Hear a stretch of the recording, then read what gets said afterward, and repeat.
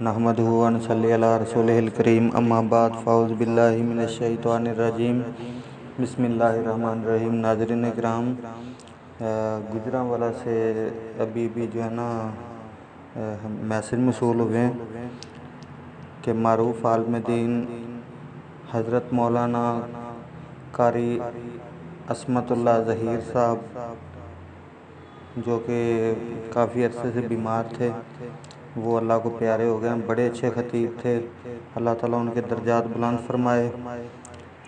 अल्लाह ताला उनका जो कुरान सुनाया हुआ, उनके बयान आज जो चल रहे हैं नेट पर, अल्लाह पाक उनके लिए सदका जारिया बनाए और अल्लाह ताला उनकी आखिरत का ज़रिया बनाए और आखिरत का ज़ख़ीरा बनाए और अल्लाह पाक उनके दर्जात बुलंद फरमाए।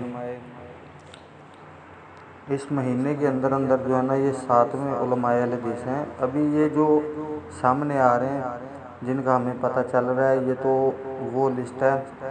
बाकी अभी पता नहीं कितने बेचारे उलमाए अहले हदीस इस दुनिया से जा चुके हैं इस महीने के अंदर अंदर, क्योंकि मौत तो बरहक है, वो तो आनी है।